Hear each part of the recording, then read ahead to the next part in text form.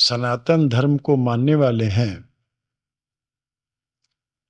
उस धर्म में पूजा का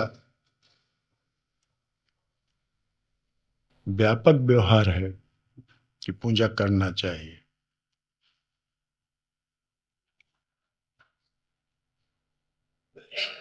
लेकिन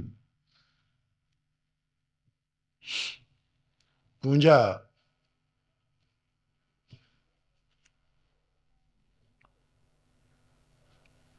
कैसी करनी चाहिए,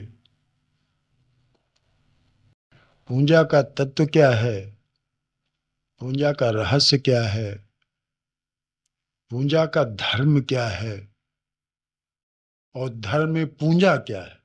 पूजा का धर्म क्या है और धर्म में पूजा क्या है, दो अलग अलग बातें हैं। पूजा का धर्म क्या है और धर्म में पूजा क्या है।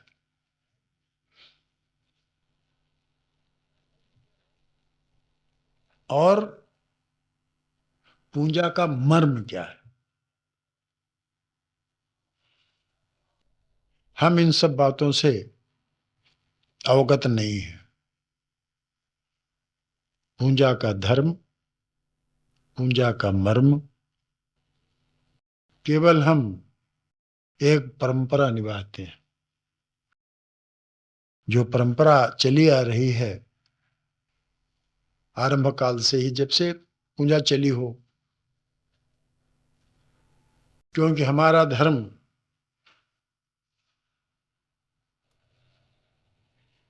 हम ये नहीं बता सकते कि हमारा धर्म फलाने संवत से या अमुक काल से या अमुक युग से चला। दूसरे धर्म तो खैर बताया जा सकता है कि अमुक संवत्सर से या अमुक सन से या अमुक काल से ये, अब उसको धर्म कहा जाए या मत कहा जाए या मजहब कहा जाए, जो कुछ कह लीजिए, अब तो कहने को धर्म कहते हैं। लेकिन हमारे यहाँ धर्म की परिभाषा ऐसी नहीं है। हमारे यहाँ धर्म परिभाषा अलग है। और धर्म की परिभाषा एक इसलिए नहीं कही गई क्योंकि धर्म का अर्थ बहुत ही व्यापक है। बहुत व्यापक अर्थ धर्म का है।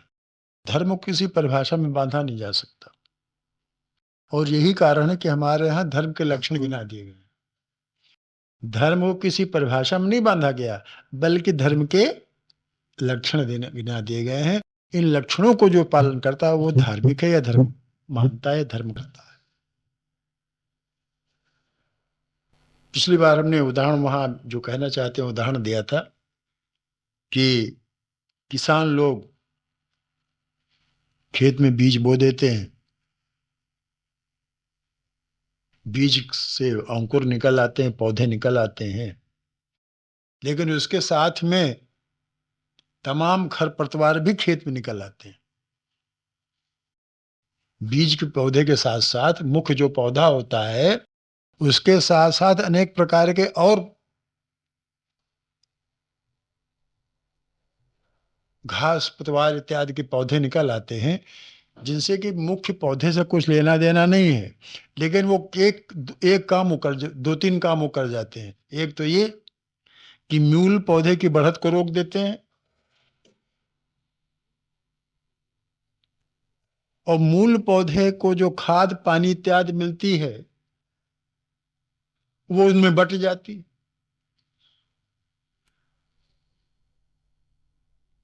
मूल पौधे में जो खाद पानी मिलनी चाहिए मिलती भी है, तो वो भी ले लेते हैं। नतीजा ये होता है कि जो मूल पौधा होता है उसका विकास कम हो पाता है। फल लगते तो हैं ही हैं, लेकिन वो फल निश्चित रूप से कमजोर हो जाते हैं। तो चतुर किसान क्या करता है कि जो आसपास के जो पौधे झाड़ झंखाड़ जम जाते हैं उनको हटा देते हैं। इसलिए हटा देते हैं कि पौधे का जो मूल स्वरूप है, मूल जो पौधा है, उसका विकास न रुक जाए कहीं। उसमें जो फल लगने वाले हैं वो फल कहीं कमजोर न हो जाए, उन फलों का कहीं स्वाद न बिगड़ जाए।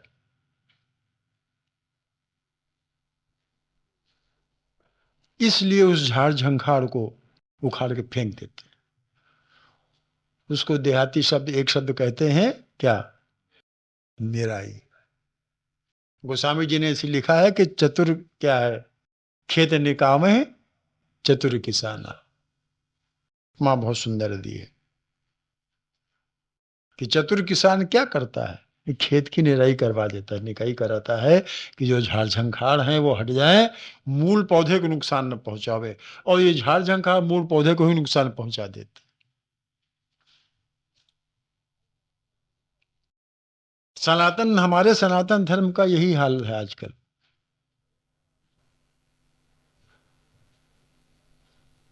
हमारे सनातन धर्म का आजकल कुछ इसी प्रकार का हाल है।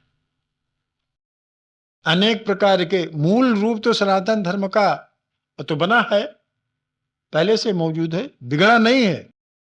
मूल रूप कहीं गया नहीं, न कहीं बिगड़ा हुआ है, बल्कि जो पाखंड घुस गया है झाड़ झंखाड़ रूप में, उसने उस मूल रूप को छिपा दिया है, उभरने नहीं दिया। और होता क्या है, हुआ क्या है, होता क्या हुआ क्या है कि हमने तो मूल रूप तो अब भूल गए, और जो पाखंड है उसको हमने अपना लिया। अब झाड़ झंखाड़ जब बढ़ जाएंगे तो पौधा जो फल देगा वो फल से हम वंचित रह जाएंगे। अगर फल भी मिलेगा तो अच्छा फल नहीं मिलेगा, कमजोर फल मिलेगा। खाद पानी स्वयं झाड़ झंखाड़ खा जाएंगे तो खाद पानी कहाँ उसमें जाएगा? पौधे में तो मूल जो स्वरूप उसका है, जो फल उसका हमें मिलने वाला है पौधे का, वो तो विकृत रूप में मिलेगा, या कमजोर रूप में मिलेगा, या नहीं मिलेगा। ये भी होता है। और यही हालत हमारे धर्म की है, सनातन धर्म की है। मूल स्वरूप तो मौजूद है, गया नहीं कहीं है, लेकिन अनेक प्रकार के पाखंड हमारे आपके स्वयं उपजाए हुए, हमारे आपके स्वयं उपजाए हुए पाखंड ने, पाखंडों ने घेर लिया है मूल स्वरूप को। और धर्म के स्वरूप का, जो मूल स्वरूप है धर्म का, वो लोप होता जा रहा है। बाजी देखे तो लोप हो गया। और भाई, उसकी जिम्मेदारी किस पर है? किस पर है जिम्मेदारी? खेत अगर बिगड़ जाता है, खेत अगर बिगड़ जाता है और खेत में अन्न स्वाभाविक रूप से नहीं पैदा होता, खेती बलगर नहीं होती है। शब्द में सब बलगर कहते हैं, खेत बलगर है। अगर बलगर खेती नहीं होती है तो किसका दोष है? खेत मालिक का दोष है। उसने ठीक से पानी नहीं दिया, उसने ठीक से खाद नहीं डाली, उसने ठीक से निकाई नहीं की। तो जो धर्म का स्वरूप बिगड़ा, धर्म में जो पाखंड घुसा, उसकी जिम्मेदारी हम पर और आप पर, सब पर है। और खासकर जिम्मेदारी उन लोगों पर है जो इसके जिम्मेदार हैं। पुरोहित जी हमारे हैं, जिनको हम पुरोहित मानते हैं, पुरोहित जानते हैं। उनको अक्षर का ज्ञान नहीं, शास्त्र ज्ञान नहीं, लेकिन पुरोहिती कर रहे हैं पेट पालने के लिए। वैकल्पिक व्यवस्था करने वाले धर्म में भी विकल्प ढूंढते हैं, अगर ऐसा नहीं तो ऐसा कर लो। वो हमारे चंदन जी हवन कराते थे, उन्होंने कहा कि वस्त्रम समर्पयामि। अच्छा, वस्त्र नहीं है, जनेऊ धर दो। ये ताकत टूट कर अभी विकल्प हो गया। अरे एक उदाहरण हमने दिया है? हमने एक उदाहरण दिया कि जो विकल्पता आ गई हमारे यहाँ, विकल्प ढूंढ लिया गया, वो मूल स्वरूप को नष्ट कर रहा है। संस्कार है, इनके पीछे विज्ञान है। हम विज्ञान नहीं जानते, कड़वेद नहीं कराते, तो इसमें शास्त्र कोई दोष नहीं। शास्त्र ने कुछ लिखा है, किसी काम के लिए लिखा है, कर्णवेद संस्कार, नामकरण संस्कार, गर्भाधान संस्कार, सब संस्कार हैं, इनके पीछे विज्ञान मौजूद है। शुरू से लेकर 16 संस्कार हमारे यहाँ है, उन संस्कारों के पीछे विज्ञान है कि संस्कार क्यों बनाए गए। अब विज्ञान नहीं मालूम तो ज्ञात करो, मालूम करो, पूछो। नहीं पढ़ में आया, नहीं समझ में आया है तो पूछो। समाज को क्यों भ्रमित करते हो, समाज में क्यों भ्रम फैलाते हो। वेद संस्कार मतलब इसमें क्या उद्देश्य होता है? कान खिलाना दीजिए सर। अरे पिताजी और चाचा जी का हमारा भी अभी है, अभी दोनों का।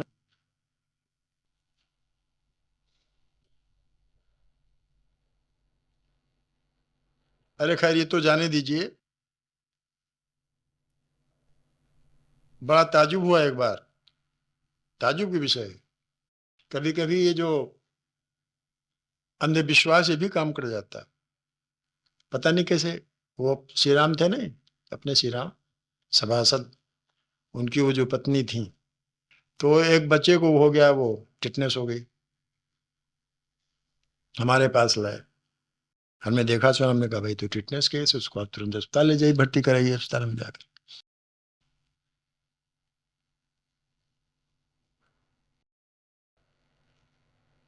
तो हमसे तो कह के हम जा रहे हैं अस्पताल, लेकिन अस्पताल नहीं गई। यही श्री राम मानते कि वो दूसरी जो औरत थी वही अस्पताल नहीं गई। एक 8, 10, 15, 20 दिन के बाद आई, बहू बच्चा लेके आई।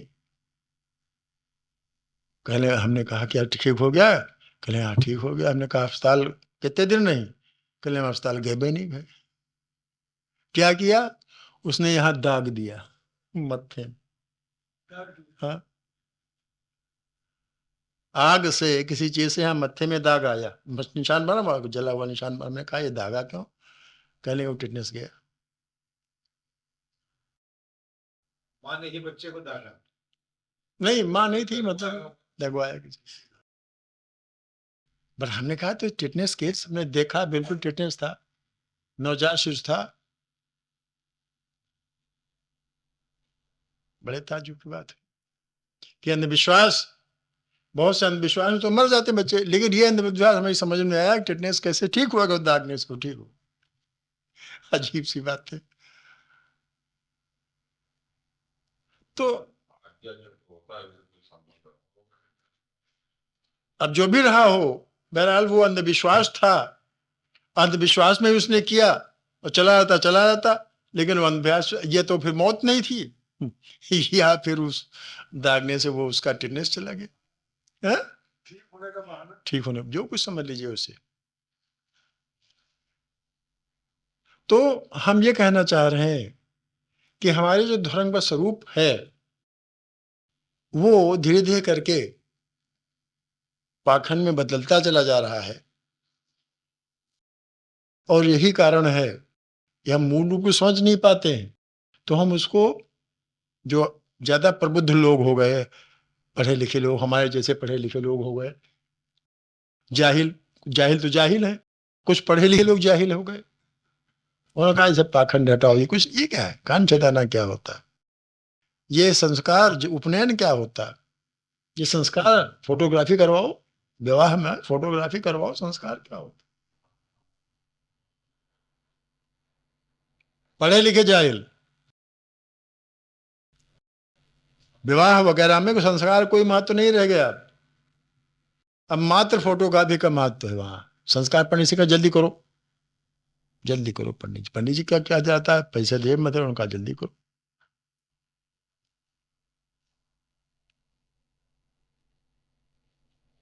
इसी प्रकार से अनेक धार्मिक कृत्य हैं, सामाजिक कृत्य हैं, सांस्कृतिक कृत्य हैं कि जिनके पीछे विज्ञान है, उस विज्ञान को हम न समझ पाने के कारण उनकी उपेक्षा करते हैं, और उपेक्षा के साथ साथ उस पर हंसते हैं। अपने ही जो क्या नाम उत्सव हैं, कुछ अपने ही जो कुछ धार्मिक क्रियाएं हैं, उनको देकर अपने ही हंसते हैं उनके ऊपर, दूसरे क्यों ना हंसेंगे। और इसका ही कारण यह है, हमारी आपकी सबकी गलती उसमें है। अकेला एक आदमी जिम्मेदार नहीं है।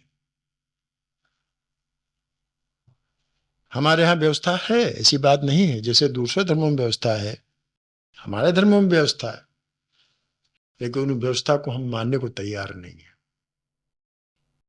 हम जो आएगा करेंगे, हम जो आएगा, हम हर चीज की व्याख्या करते हैं, हमारी समझ जो आएगा उसको करेंगे, हम आपसे पूछने नहीं जाएंगे, चाहे गलत हो चाहे सही। अरे उसमें क्या कुछ होना है। हम अगर बिरहा गाते हैं तो हम अपने जो वो हैं, वही ऐतिहासिक जो हमारे यहाँ चरित्र हैं, चाहे जैसा हमको बनावे, चाहे शिव जी को लेगड़ा बना दें, चाहे उनको नचनिया बना दें, हमारे यहाँ कोई रोक टोक नहीं है। हमारे यहाँ कोई रोक टोक नहीं है। आप बिरहा सुन लीजिए, जाकर के देखिए किस प्रकार के धर्म को, अपने इतिहास को, धार्मिक इतिहास को,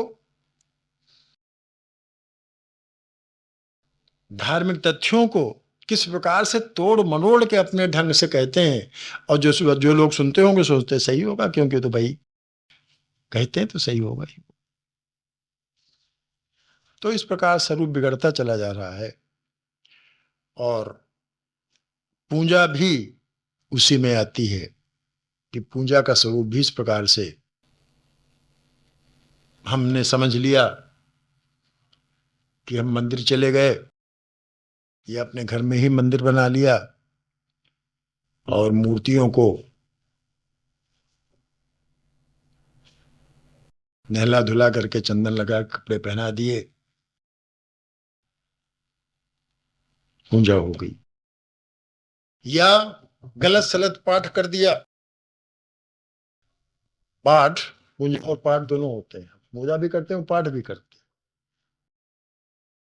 हमको इसलिए ग्लानि हुई, हमको इसलिए दुख हुआ कि हम देखते हैं लोगों को करते हुए। अपने को ग्लानि होती है, दुख होता है, कष्ट होता है कि किस प्रकार से भोले भाले लोग ये सोचते हैं कि हम तो पूजा कर रहे हैं और हम पाठ कर रहे हैं, इसका फल हमें मिलेगा।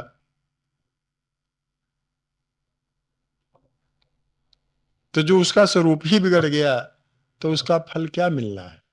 बस एक लीग पीटते जाओ और ये समझते जाओ कि हम एक धार्मिक कृत्य कर रहे हैं और उस धार्मिक कृत्य का हमें फल मिलेगा।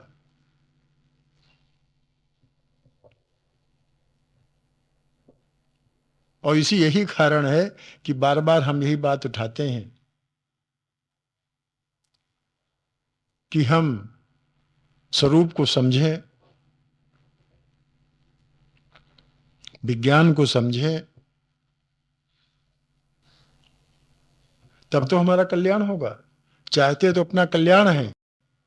देखिए ना, पूजा करके अपना कल्याण, हम कल्याण चाहेंगे, पूजा करते हैं। भाई पूजा करें, जो भी कोई न कोई उद्देश्य निश्चित रूप से होता है, चाहे वो अपना कल्याण हो और चाहे वो जिस रूप में भी कल्याण हो, चाहे पैसा प्राप्त करने का कल्याण हो, चाहे जैसा जिस प्रकार कल्याण, अपने कल्याण समझ करके पूजा करते हैं। लेकिन कल्याण कैसे होगा, कल्याण कैसे होगा। भाई दवा, मर्ज जो है, उस मर्ज की दवा मिलेगी तब तो मर्ज को फायदा होगा, तब तो मर्ज जाएगा। मर्ज कुछ हो, दवा कुछ चल रही, तो कैसे फायदा होगा बताइए।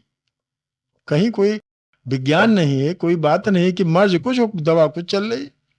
अभी वो पांडे जी एक केस हमारे पास लाई थी पिछली बार, हमने आपसे कहा था कि बड़े बड़े डॉक्टर उसको दौड़े का इलाज करें, उसको दौड़ा था ही नहीं। नतीजा क्या हुआ, उसको उसका उल्टा असर हो गया, और वो न मरने में न जीने में। इलाज चल रहा था दौड़े को, उसको दौड़ा था ही नहीं हमसे, जो हमको दिखाया गया। अब वो हमको तब दिखाया गया, हमसे बात तब की गई जब उसका सत्यानाश हो गया। तो मर्ज कुछ दवा कुछ, कैसे होगा, उसका फल कैसे मिलेगा, कल्याण कैसे होगा। चाहते तो अपना कल्याण है, लेकिन रास्ता वो अपनाए नहीं है। या भाई पूछो किसी दूसरे से, अगर मर्ज है तो डॉक्टर के पास जाओ, पूछो। अगर एक डॉक्टर नहीं है तो स्पेशलिस्ट पास जाओ, जो उसका स्पेशलिस्ट है, उससे पूछो जाकर। हमारे शंकराचार्य जी महोदय, हम क्षमा चाहते हैं, धर्म गुरु हैं। आदि शंकराचार्य ने इसीलिए 4 कोनों पर 4 पीठें स्थापित इसलिए की थी कि वे धर्म के मर्म को जानते हैं, समझा है, इतने दिन शिष्यत्व ग्रहण किया है। हिंदू संस्कृति, भारतीय संस्कृति कह लीजिए। अब हिंदू चूंकि नाम इसलिए रहे, सब लोग हिंदू जानते हैं इसलिए हिंदू नाम में, हालांकि हिंदू हम लोग हैं नहीं। अगर हम हिंदू होंगे तो फिर उसी में आ जाएंगे, काफिरों में आ जाएंगे, क्योंकि हिंदू में नाम काफिर होता है। और काफिर जिसे कहते हैं आप सब जानते ही जानते हैं। लेकिन फिर भी चूंकि हिंदू कहे जा रहे हैं तो हम भी हिंदू कह रहे हैं भाई, चलो। तो हिंदू संस्कृति क्या है, हिंदू धर्म क्या है। हम आपसे पूछे हमारा धर्म क्या है, तो आप कहो हमारा धर्म हिंदू है, जबकि हमारा धर्म हिंदू नहीं, हमारा धर्म क्या है, है? सनातन धर्म है हमारा। हमारा धर्म सनातन है। हाँ। मालूम है नहीं, मालूम ही नहीं है, मालूम ही नहीं है तो कहे क्या बेचारे, क्या पता है। धर्म को, हिंदू में धर्म को शामिल कर लिया, जबकि हिंदू एक विषय, एक जाति है, कह लीजिए। धर्म वाला थोड़े, हिंदू एक जाति है, मुसलमान एक जाति है। मुसलमान का धर्म क्या है, इस्लाम।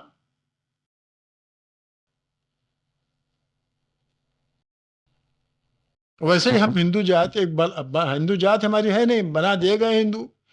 लेकिन हमारा हमारा धर्म हमारा है, सनातन धर्म है। हम लोग सनातन धर्मी है। सनातन धर्म को, सनातन में पुराना धर्म चला आ रहा है, इसका कोई याद अंत नहीं है। कब से चलाओ, कब तक चलेगा, इसका कोई ब्यौरा नहीं है हमारे पास। कब से है, कब तक चलेगा, चलेगा तब तक जब तक हम चलाएंगे। चलेगा तब, कब से चला हम नहीं जानते, किसने चलाया हम नहीं जानते, कब से चला रहा हम नहीं जानते, लेकिन कब तक चलेगा ये हम जानते हैं, क्योंकि चलाने वाले। और धीरे धीरे करके हम उसको समाप्ति कर रहे हैं।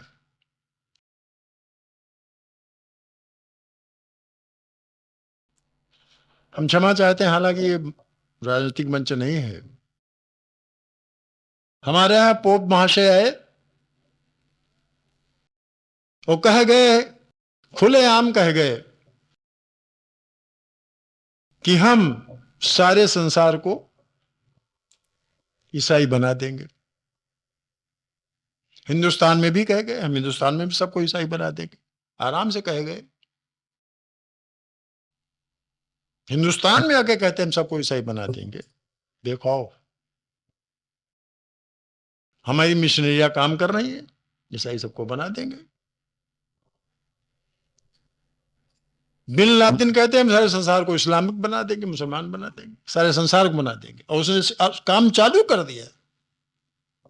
ये तो कहो चेत हो गई थोड़ी सी, नहीं उसने ऐसा जाल फैला दिया था कि जबरदस्ती इस्लाम ग्रहण करो, जबरदस्ती। क्या वो सिमी वाले कहते थे कि सारे हिंदुस्तान को इस्लामिक कंट्री घोषित मतलब बना देंगे, इसको कुछ दिन में हो जाएगा। हमने वो बर्दाश्त किया। किसने बर्दाश्त किया? हमने, आपने, दोनों ने बर्दाश्त किया। पता जाने कैसी हमारी सरकार है जो बर्दाश्त कर लेती है इन सब बातों को, और कैसे हम है जो बर्दाश्त कर लेते हैं कि हमारे घर के आगे कहे कि तुम हटो, हमारा घर है, हम देते हैं, हाँ भैया हमारा तुम्हारा घर, रहो आज से।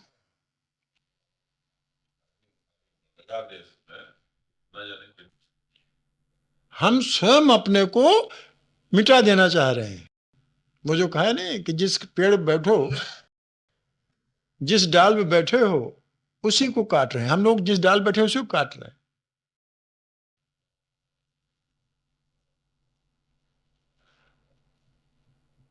ना कोई कहने सुनने वाला, ना कोई समझाने वाला, ना कोई बताने वाला, और बाहरी वाला आता है और आराम से कह जाता है, और हम बर्दाश्त कर लेते हैं।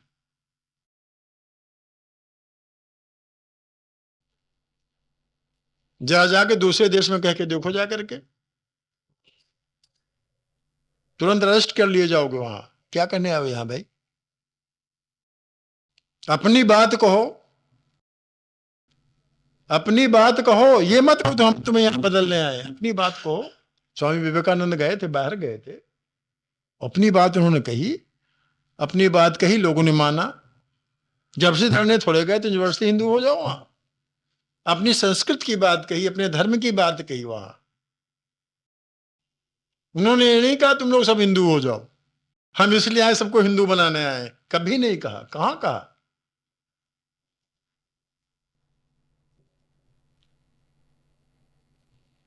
और आजकल के जो लोग जाते हैं वो तो अपना स्वार्थ सिद्ध करने जाते हैं, पैसे पैदा करने जाते, करोड़ों रुपया पैसा पैदा कर लाते हैं, लकलका दिखा करके ये कर देंगे, वो कर देंगे। विदेशी लोग वहां तो अशांत है ही। वहां इतनी ज्यादा विलासिता है कि वो अशांत हैं, और कोई आदमी जाए उनको जरा सा अगर ध्यान वान लगवा देता है, कोई भी XYZ, तो कहते हैं तो बड़ी अच्छी बात है, शांति उनको मिलती है। लाखों रुपया फेंक देते हैं इसके लिए। उनके पास रुपये क्या कमी, पैसे कोई कमी। तो हमको ये चाहिए कि हम सोए ना, शंकराचार्यों भरोसा न करें। धार्मिक जो हमारे लोग हैं जिनके ऊपर धर्म का भार है, वो धर्म भार नहीं, वो धर्मभीरु हो गए हैं। वो धर्मभीरु हैं, धर्म भार उनके ऊपर नहीं है, धर्मभीरु हो गए हैं। न खुद धर्म समझते हैं और न धर्म फैलाने का प्रयास करते हैं। शंकराचार्य जी गद्दी इसलिए मिली थी कि तुम अगर स्वयं न जा सको तो तुम्हारे चेले चापड़ हैं, मोहल्ले मोहल्ले भेजो, शहर शहर भेजो, गांव गांव भेजो, प्रचार करो अपनी संस्कृति का। डॉक्टर साहब हमारे क्या कर रहे हैं?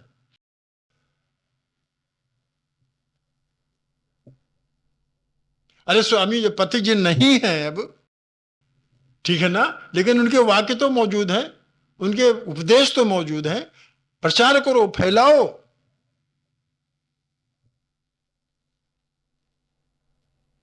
आदि शंकराचार्य नहीं है।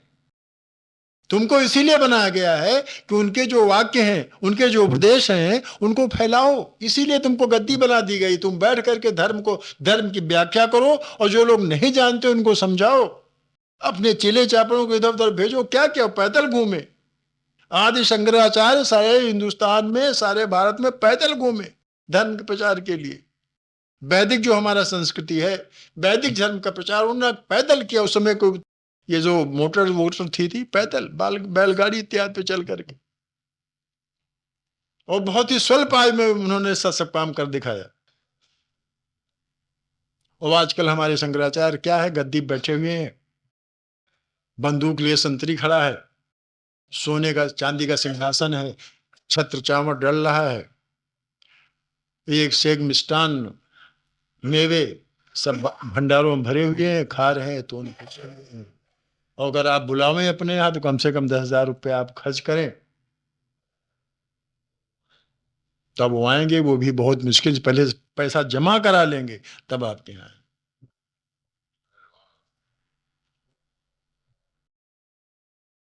जिनके ऊपर धर्म की रक्षा का भार है, जिनके ऊपर धर्म को फैलाने का, धर्म को समझाने का भार है, वो खुद उससे विरत हो गए हैं।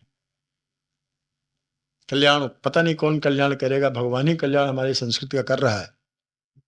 नहीं तो ये तो चाहते हैं कि हम मालपुड़ी उड़ावें, मालपुए उड़ावें, सेवक तमाम हैं, चेहरे तमाम हैं, सब सेवा कर रहे हैं, हमको क्या आवश्यकता है। मांट मंडादीज मुकदमा ऊपर से लड़ते हैं। कहने को सन्यासी, कहने को सन्यासी है, अर्थात गृहस्थ धर्म छोड़ चुके हैं। गृहस्थ से लेना देना नहीं, संसार से कुछ लेना देना नहीं है। और मुकदमा इसलिए लड़ रहे हैं कि मैं गद्दी मिल जाए, मुकदमे चालू हैं गद्दी के लिए। मठ शंकराचार्य का चल रहा है, सोपानंद जी का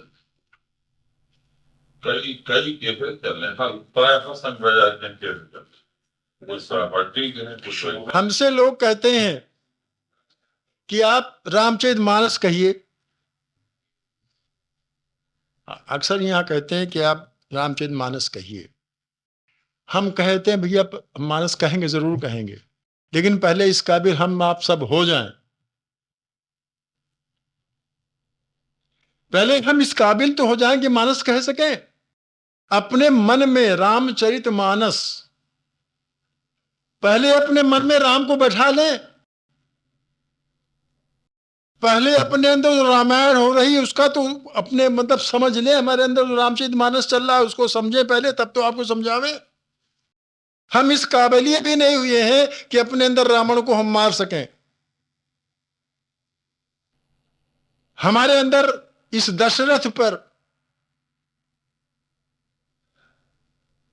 दशरथ 10 इंद्रियों का रथ, शरीर, आत्मा का राज्य है, और 10 शीश रावण, 10 शीश रावण, 10 अहंकार हमारे अंदर पहले भरे हुए हैं। 10 अहंकार हमारे अंदर पहले भरे हुए हैं, और मन उनका राजा। ये लड़ाई अंदर चल रही है। सात्विक, राजसी और तामसिक प्रवृत्तियां हमारे अंदर मौजूद हैं। तीनों रानियां मौजूद हमारे अंदर। सीता रूपी भक्त भी हमारे अंदर मौजूद है। सब कुछ अपने अंदर है। हम अपने रावण को मार नहीं पाए अभी तक। एक सिर काटो दूसरा मौजूद है, एक अहंकार समाप्त को दूसरा अहंकार फिर मौजूद है, फिर तीसरा काटो फिर चौथा अहंकार मौजूद है। हम कैसे रामचरितमानस आपको समझा? पहले हम तो रामचरित बने, पहले तो हम कहने वाले तो बने रामचरितमानस को, तब तो आपसे हम कहेंगे कि आप क्रोध छोड़ो।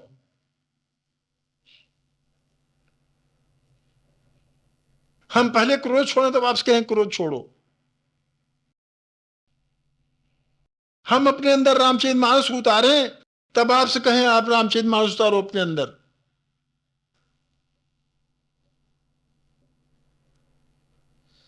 हमने अभी अहम को मारा नहीं। हाँ, आपसे कहें अहम मारो, पहले पहले आपने मारो। ठीक। तो बेचारे हमारे शंकराचार्य जी महाराज, जो स्वयं सन्यासी होते हुए भी राज सुख भोग रहे हैं, तो हमको कैसे समझा सकते हैं कि तुम राज सुख त्यागो आओ सन्यासी पर? उनके कहने के साथ हमारे ऊपर हो ही नहीं सकता। क्षमा करें। सन्यासी होते हुए राज सुख भोगते हैं। सन्यासी होते हुए राज सुख भोगा जा रहा।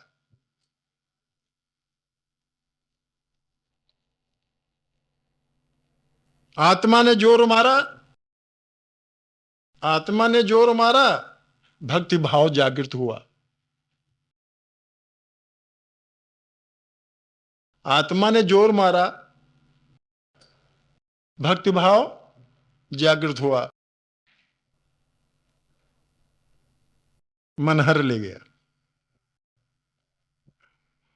मन हर ले गया। क्या? जागृत तो हुआ,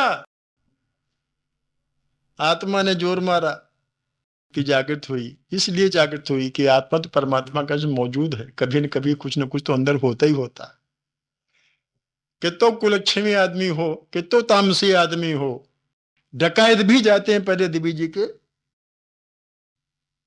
चाहे जो कुछ कैसा कर्म, लेकिन देवी जी के थानवा के तब जाते हैं हत्या करने, डाका डालने। कहीं न कहीं दिल में कहीं न कहीं कुछ न कुछ होता ही है, सात्विक प्रवृत्ति कहीं न कहीं जागती ही है। तो अपने अंदर आत्मा ने जोर मारा, भाव भक्ति जागृत हुई। थोड़े दिन साथ निभाया, थोड़े दिन भक्ति जागृत रही, भाव जागृत हुए भक्ति के। अंदर जो बैठा है रावण वो हर ले गया। युद्ध चल रहा है, युद्ध चल रहा है। हम आपके अंदर सबके युद्ध चल रहा है। एक तरफ तो हम कहते हैं, हमसे मतलब पथिक जी कह रहे हैं, साधु सन्यासी कह रहे हैं, किताबें पुराण वो कह रही हैं, क्या कह रही हैं कि संसार से मोह त्यागो। अभी पिछली बार पति जी कह रहे थे, अंदर तो ये हो रहा है मोह त्यागो, संसार कुछ नहीं है, एक दिन अभी आज भी करे संसार छोड़ देगा, हम भी कहते हैं संसार एक दिन छोड़ देगा, नहीं संसार छोड़ेगा तो हम छोड़ देंगे, हम नहीं छोड़ेंगे तो वो छोड़ देगा। सब कुछ है। एक तरफ तो ये है, एक तरफ इच्छा होती यहाँ है, दूसरी को कहता है ये कैसे हो सकता है। लड़ाई चल रही है, लड़ाई चल रही है, अंदर युद्ध चल रहा है। कहता नहीं हम नहीं देंगे। युद्ध अंदर चल रहा है, और युद्ध में कौन परास्त होता है?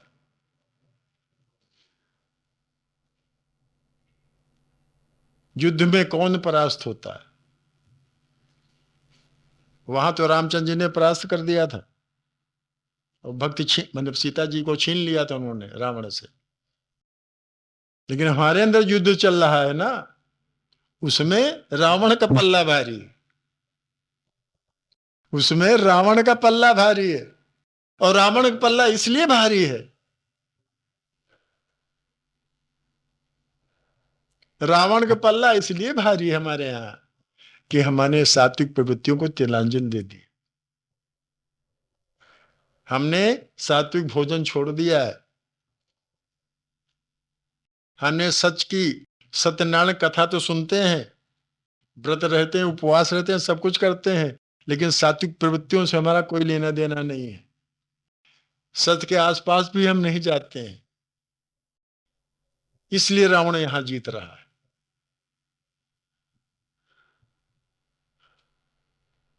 इसलिए रावण यहां जीत रहा है और जीतता रहेगा।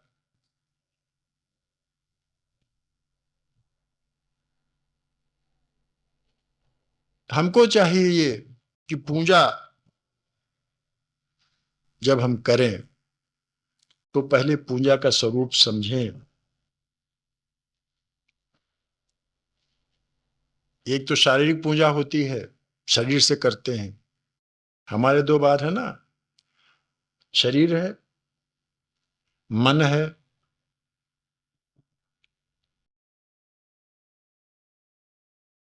बहुत लोग शरीर से कम करते हैं, बहुत लोग मन से भी कर्म करते हैं। मन से जो कर्म होते दिखाई नहीं देते, शरीर से जो कर्म हो दिखाई देते। मानसिक जाप दिखाई नहीं देता, मुंह से जो बोलते हो जाप दिखाई सुनाई देता। मन जो है वो सूक्ष्म शरीर का अंश है, सूक्ष्म शरीर। तो सूक्ष्म शरीर जितने कार्य हैं वो हमको दिखाई नहीं देते, महसूस होते। ये जो स्थूल शरीर इसके कार्य समझ दिखाई दे रहे हैं।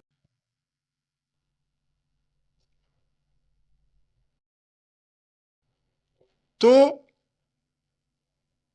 जो काम दिखाई दे रहा है, जो शरीर से हम कर रहे हैं, जो शरीर से जो हम पूजा कर रहे हैं वो तो कर ही रहे हैं, लेकिन एक बात हमने आपसे पहले भी कही थी, आज भी कह रहे हैं कि क्रिया से भाव प्रधान है। क्रिया से भाव प्रधान है। और भाव कहाँ उपजते हैं? भाव कहाँ पैदा होते हैं? मन में पैदा होते हैं। अरे कबीर का बार बार कबीर का नाम याद आता है। कबीर कहता है कि कबीरा मन निर्मल हुआ। मन की बात बताते हैं। कबीरा मन निर्मल हुआ जैसे गंगा नीर।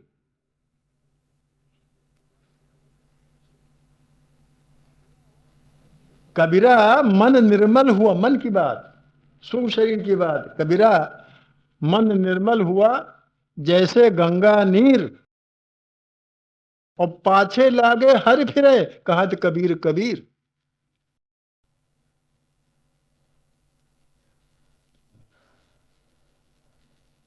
कितनी बात सुंदर कही कबीर ने। भाव श्रेष्ठ हुए। मन से मतलब भाव से है। कबीरा मन निर्मल हुआ जैसे गंगा नीर, और हर तो पीछे लगे। हम हर के पीछे नहीं लगे, हर ही हमारे पीछे लगे कहत कबीर कबीर। क्यों? क्योंकि भाव निर्मल हुआ। क्रिया निर्मल की, क्रिया की बात उन्होंने नहीं कही। मन अगर निर्मल हो गया, मन अगर मन से मल निकल गया, मन से मल निकल गया, मन निर्मल हो गया, तभी वो कहता है कि मैं पूजा नहीं करता, मैं किसी मंदिर मस्जिद में पूजा करने नहीं जाता, मैं जो कुछ करता हूं सब पूजे। क्यों? क्योंकि मन निर्मल। और जब मन निर्मल हो गया तो वहां भगवान कहाँ बैठा है? भगवान तो मैंने सारे शरीर में समाया हुआ है ना। भगवान हमारे सारे शरीर में समाया है, हर जगह समाया हुआ है। हमने कहा नहीं कि भगवान हमारे चिंतन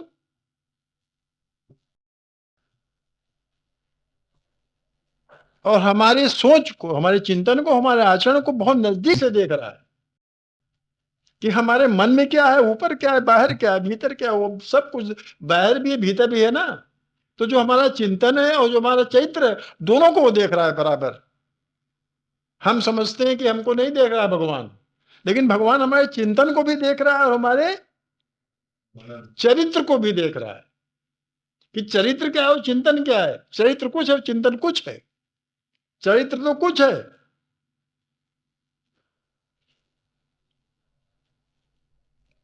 भगवान सब देख रहा है, क्योंकि भगवान कण कण में समाया है, हर समय यहां भी सुगंध भी मौजूद है।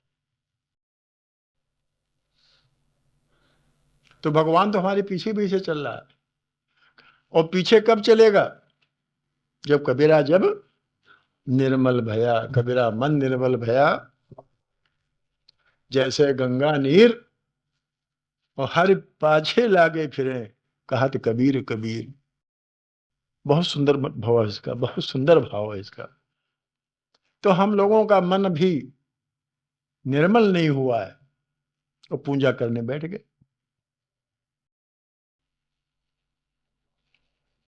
मन निर्मल नहीं है, पूजा करने बैठ गए। अरे भाई, पहले मन निर्मल करो, पूजा करो न करो, तो पूजा तो आप ही आप होनी शुरू हो जाएगी। जैसे ही मन निर्मल होगा, गंदगी हटेगी, तो पूजा तो आप ही आप शुरू हो जाए। पूजा करने की आवश्यकता है नहीं। हम लोग पूजा करते हैं, हम लोग पूजा करते हैं। कबीर से पूजा होती थी।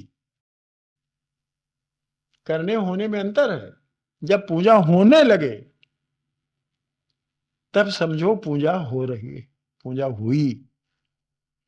पूजा करने की आवश्यकता नहीं होती है कि आओ 10 मिनट बैठ जरा पूजा कर लें।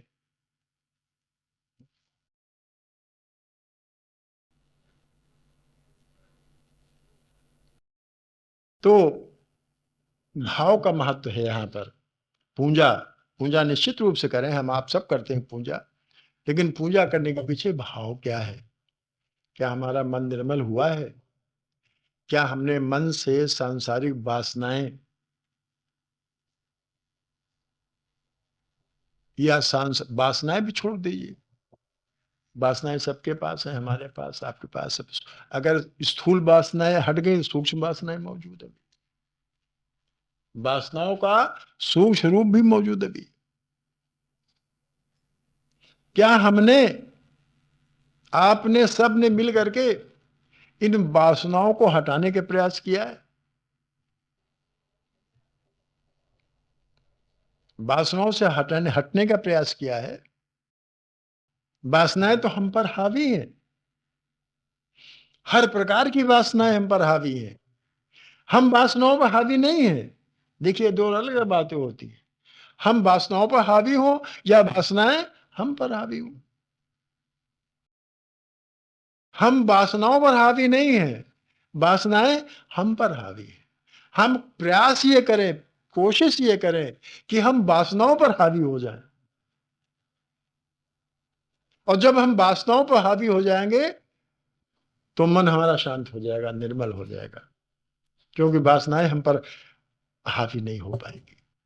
जब चाहेंगे तब क्रोध आएगा, ऐसे क्रोध की हिम्मत नहीं जो हमारे पास चले आवे। जब चाहेंगे तब लोभ होगा, ऐसे लोभ की हिम्मत नहीं हमारे पास आ जाए। जब हम चाहेंगे, हमसे मतलब अपना स्व, अपनी आत्मा,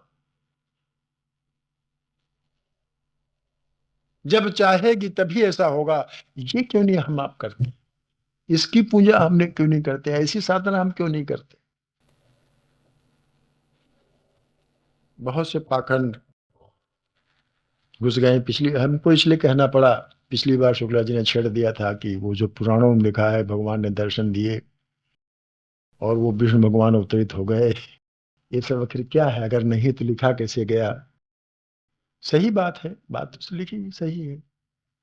तुलसीदास ने भी लिखा। अगर तुलसीदास जी को थोड़ा सा मानते हैं और थोड़ा सा गहन विचार करके देखें, उनकी कथा जीवनी में आता है कि कोई एक साधु था, वो अलग अलग करता जा रहा था, अलग अलग करता जा रहा था। भगवान के लिए कहता था अलग है, वो दिखाई नहीं देता, तो सही बात दिखाई नहीं देता। तो गोस्वामी जी ने उसको डांटा, उनके जीवनी में है कि हम लख और कहां लख।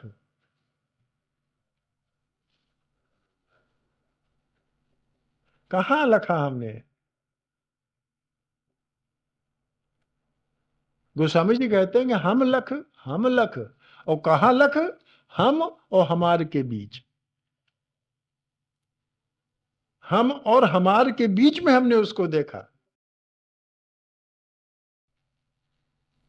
राम नाम, वो अलग अलग तू के वो कहे राम नाम जप नीच। क्या मतलब हुआ इसका? हम और हमार। अभी गोस्वामी, वो भी पथिक जी कह रहे थे मेरापन अभी मिटा नहीं। भगवान कह, क्योंकि मेरापन जब तक रहेगा भगवान दिखाई नहीं दे सकता, नहीं दे सकता, नहीं दे सकता। इसलिए क्योंकि तो सब भगवान का है, मेरा कहां से हुआ? मेरे अंदर तो भाव तो ये मेरा है, हमारे सब के अंदर भाव ये सब मेरा है। और भगवान कहते हैं नहीं, सब मेरा है। तो पहले झगड़ा पड़ गया। भगवान कहते हैं मेरा, मैं कहता हूं मेरा, झगड़ा पहले ही हमने डाल दिया।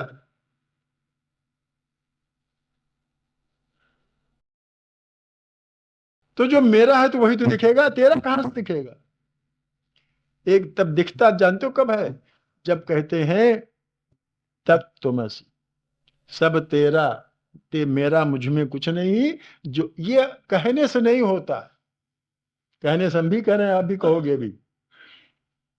और सब कह दे यार इसमें क्या रखा, हमारा तो संसार है, हमारा कभी कुछ है, कहने कह देते हैं। लेकिन अगर कहो जरा से एक लोटा पानी दे दो इसमें से, नहीं देगा कोई।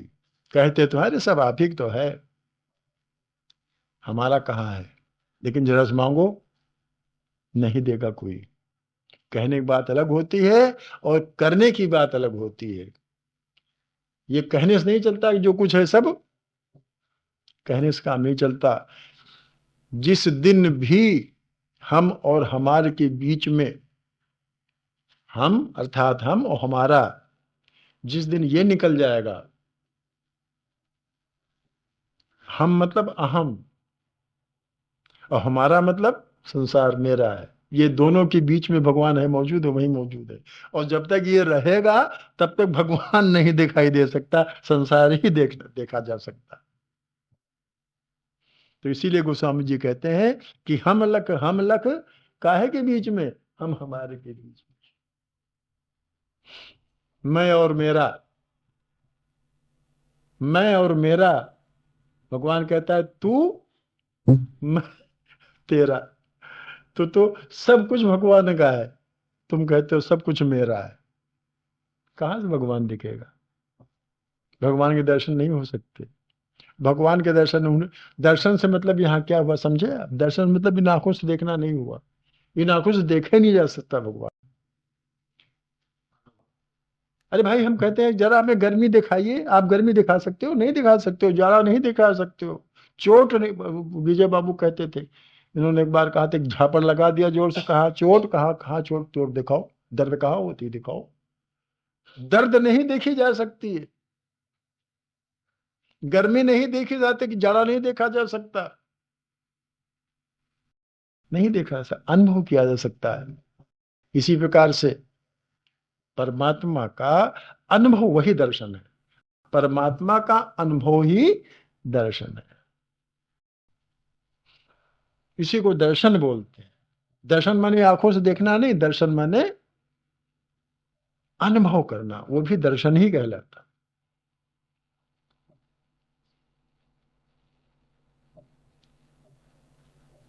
तो कुछ पौराणिक जो कथाएं हैं वो हमको समझाने के लिए हैं।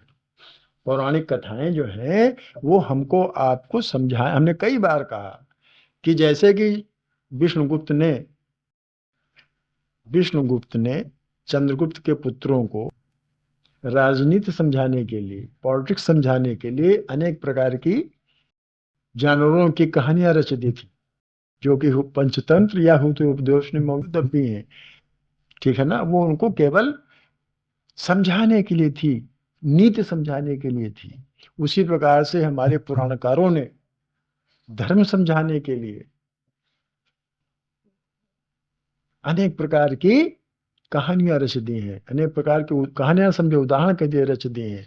तो हमने तो उदाहरणों को पकड़ के बैठ गए, जो मूल तत्व उसको यही तो हम कह रहे हैं, बहुत देर से हम कह रहे हैं, और भी यही कह रहे हैं कि उदाहरणों को पकड़ के हम बैठ गए, उदाहरणों को पकड़ के हम बैठ गए, कहानियों को पकड़ के हम बैठ गए, और जो मूल स्वरूप उसको हम भूल गए।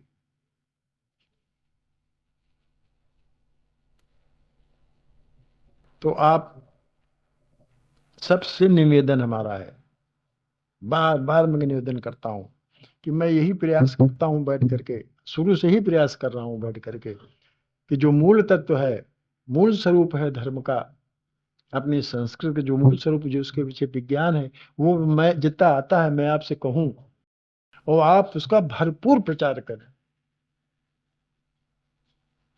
मैं फिर डॉक्टर साहब की बात कहूंगा, देखिए कितना लगन है, कितनी तन्मयता से। अखिलपति जी के विचार क्या है? यही तो विचार है, और क्या विचार है? किसी भी साधु संत के क्या विचार हो सकते हैं? किसी भी साधु संत के विचार धर्म का सुधार, संस्कृति का सुधार, समाज का सुधार, अध्यात्म के बारे में बताना, ये तो हो सकते हैं, और क्या हो सकते हैं?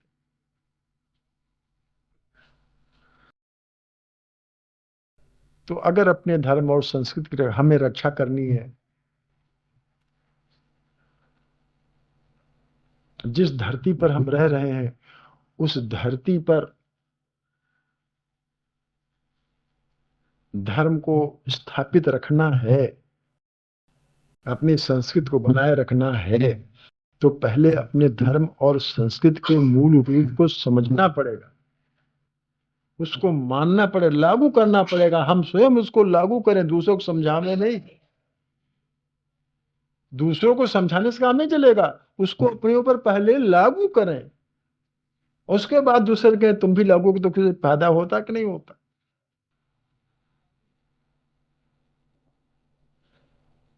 तो भाव प्रधान की मैं बात कर रहा, मैं इसलिए बात करता हूं बार बार कि हमें बहुत ही, आपको भी शायद परेशानी इतनी होती है कि मुझे तो बहुत परेशानी होती है, बहुत ही ग्लानि होती है अंदर से, और कष्ट होता है, महान कष्ट होता है, जबकि ये सुनाई पड़ता है, ये दिखाई पड़ता है, देखता हूं, सुनता हूं कि इस धर्म को किस प्रकार से हम कहां लिए जा रहे हैं।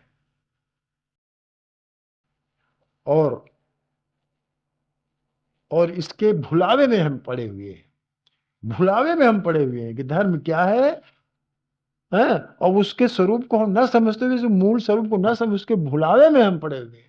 और उसका फायदा हमें कहां से होगा? कहीं नहीं हो सकता, हो ही नहीं सकता फायदा। फायदा ढूंढ रहे नहीं हो सकता, क्योंकि धर्म धर्म तो हम मान ही रहे हैं, कहा रहे हैं तो भुलावा मान रहे हैं, और धीरे धीरे उसका लोप होता जा रहा है।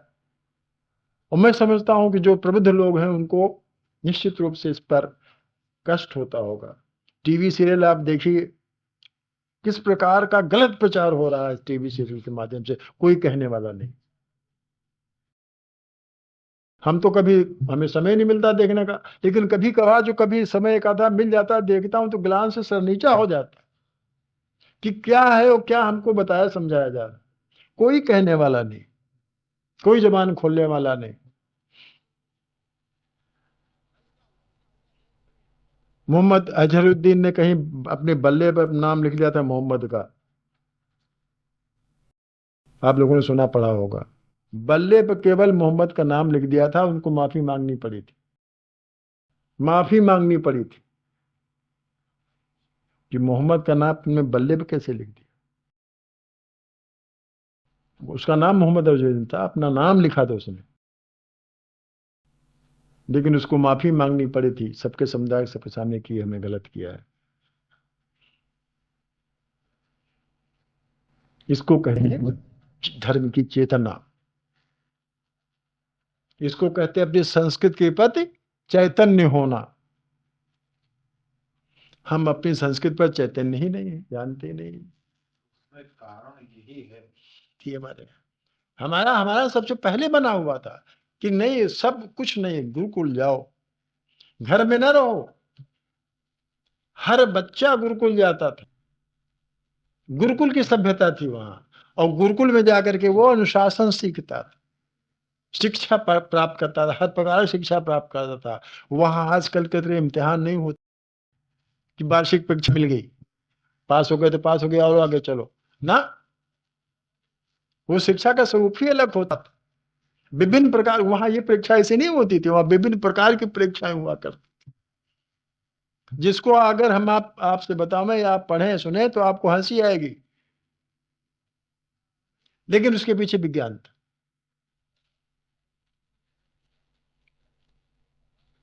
गुरु जी ने कहा कि 100 गाय चराने के लिए ले जाओ, जब ये 1000 हो जाए तो हमारे पास आना। 100 गायें दे दी कि उनके ले जाओ, जब ये 1000 हो जाए तब हमारे पास लौट के आना। ये उद्दालक की बात बता रहा हूं। ले गया, जब 1000 गायें लेके वो लौटा तो पूरा ब्रह्म ज्ञान लेके लौट।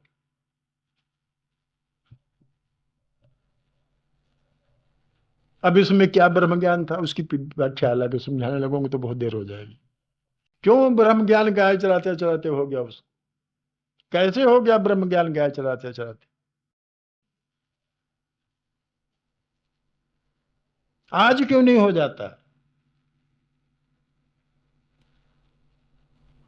आज करनी और कथनी में जो अंतर, वो ये ज्ञान हो जाएगा।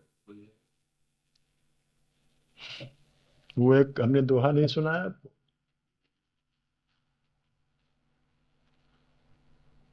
कथनी करनी वाला, हाँ? कथनी करनी बिन कथनी कहे, अज्ञानी दिन रात, कुकुर जो भूकत फिरे, सुनी सुनाई बात। करनी कुछ नहीं है, केवल मात्र कथनी है। कथनी से कुछ नहीं होता, करनी करो, कहो कहो, लेकिन उसे करनी तो करो कम से कम। जो कहता है वो तो करनी करे, जिसने कहा वो तो करनी करे। पर उपदेश कुशल बहुतेरे, जे आचरण थे नर न घनेरे। हम तो उपदेश बहुत दे लेते हैं।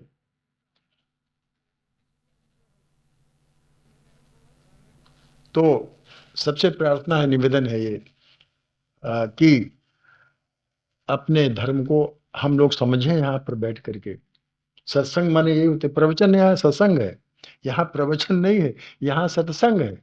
कि बैठ करके संगत में आकर के बैठ के समझें। आप हमको समझाओ, हम आपसे बात करें, आप हमसे बात करें, और इसको प्रचार प्रसार करें। अलग दूसरे लोगों से कहें नहीं, देखो नहीं ऐसा है, तब तो हमारी आपकी संस्कृति का प्रचार प्रसार होगा। तब तो लोग हमारे धर्म के मूल स्वरूप को समझेंगे। या हम आप दो लोग समझ के ही बैठे, क्या होगा? कुछ नहीं होगा।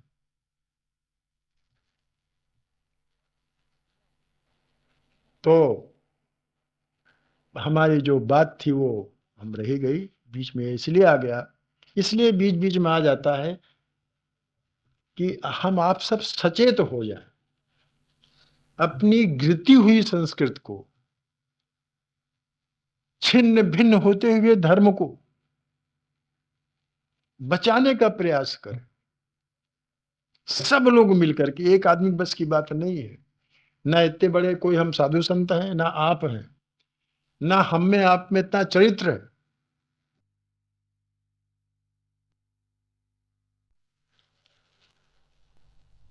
किसकी तरह से?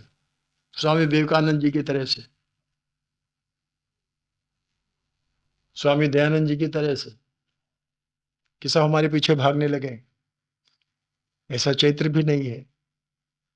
तो कम से कम जो कुछ थोड़ा बहुत है उसको लेकर के हम समाज में बैठे। हमारे नगेंद्र जी कर रहे हैं, दो चार लोग हैं ऐसा कर रहे हैं, डॉक्टर साहब कर रहे हैं। ऐसी बात नहीं, आप खुद नहीं बोलते हैं तो दूसरे के माध्यम से कर रहे हैं।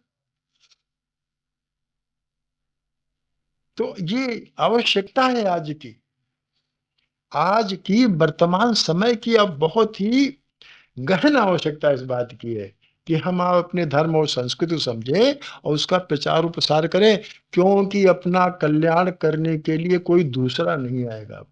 हमको अपना कल्याण स्वयं हमको अपना खुद करना पड़ेगा। ये तय है, नीति है ये, कि दूसरा कोई कल्याण करने नहीं आएगा। अपना कल्याण स्वयं हमको करना पड़ेगा। अपनी जिंदगी हमको किस प्रकार चलानी है ये स्वयं हमको तय करना पड़ेगा।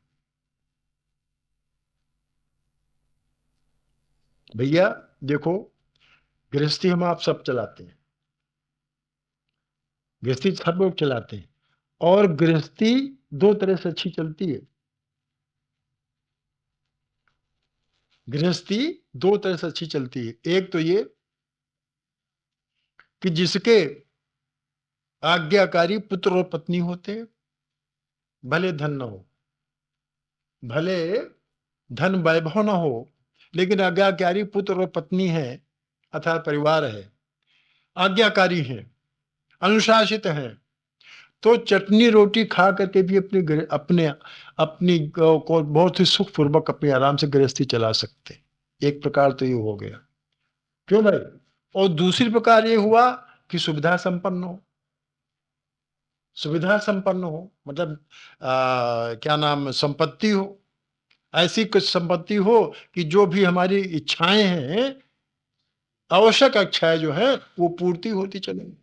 तो गृहस्थी आराम से बिना किसी तकलीफ के चलती जाती है। ठीक है ना? है ना? ठीक इसी प्रकार से हमको अपना जीवन भी तो चलाना है। ठीक इसी प्रकार से, जिस प्रकार से कि हम अपना साधन संपन्न होकर के गृहस्थी ठीक ठाक चलानी है। अगर नहीं साधन संपन्न है तो कम से कम अनुशासित हो जाए, पत्नी पुत्र परिवार सब अनुशासित में रहने लगे, तब भी गृहस्थी ठीक से चल जाएगी। ठीक इसी प्रकार से अपना हमको जीवन भी चलाना है। जीवन भी हमको अपना अनुशासित करना पड़ेगा। जीवन को चलाने के लिए जीवन को भी अपना कल्याण देखना ना, अपना कल्याण देखना, हमारा कल्याण कैसे होगा। हम जिस लिए यहाँ आए, हमारा जन्म मनुष्य योनि में हो गया है, क्या भोग भोगने के लिए जन्म हुआ हमारा, या किसी कार्य के लिए हमारा जन्म हुआ है। ये सोच करके अपना जीवन तय करना, निश्चित करना है हमें कि हमें अपना कल्याण स्वयं करना पड़ेगा। और हमारा कल्याण कैसे होगा, ये हमारे साधु संत बताते हैं, ये हमारे शास्त्र बताते हैं, हर वक्त सब कहीं देखो बताते हैं। तो उनको हमें अपनाना पड़ेगा, तब हमारा जीवन आराम से शुरू से लेकर आखिर तक बीत जाएगा, कोई परेशानी नहीं आएगी। जिस प्रकार गृहस्थी चलाने में दाल रोटी खा लेते हैं, नमक रोटी खा करके आनंद से रहते हैं, कोई कहीं परेशानी नहीं होती है, उस प्रकार से ये अपनी जिंदगी भी हम बहुत ही सादे ढंग से चला सकते हैं और आनंद पूर्वक चला सकते हैं, अगर हम अपनी जिंदगी को चलाने का गुरु सीख। जिस प्रकार से गृहस्थी चलाने के गुरु होते हैं, हमने गुरु बताए 2-3, अनुशासित हो जाए सब, पुत्र परिवार पत्नी वगैरह, आराम से गृहस्थी चलेगी। उन्होंने कहा कि लाओ भाई हमारे पास, पत्नी ने कहा कि अब फलाने के पास एक हार है, तुम भी एक हार ले आओ, तो नहीं चलेगी। अपने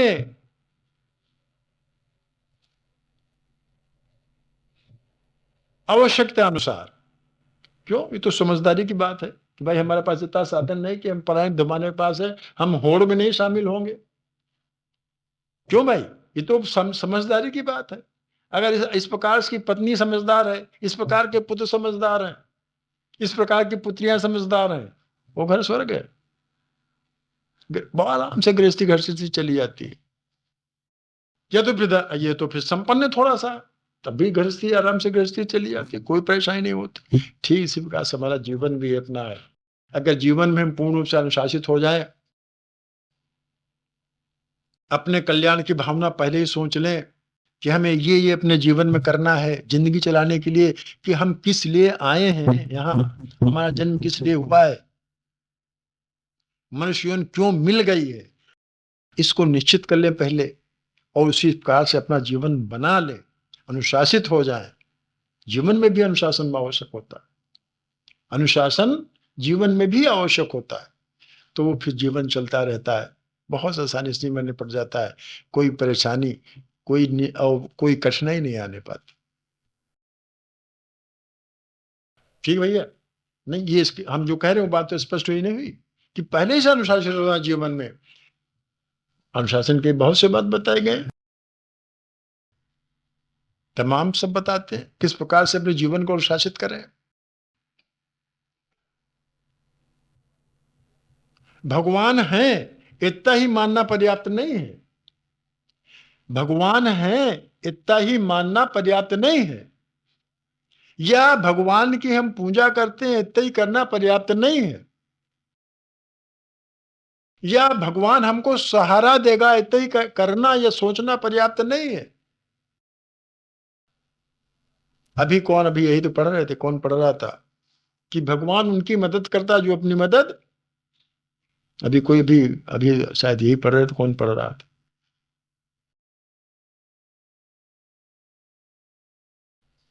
ये अनुशासन है। अब जरा सी बात बिगड़ गई, दोष देने लगे किसका, तकदीर कोई दोष देता, क्यों दोष तो कब दें भाई, हम स्वयं हमारे किए हुए कर्म है जिनका दोष हम भुगत रहे हैं। कर्म सुधार लें सब सुधर गया, कर्म सुधार लें सब सुधर गया।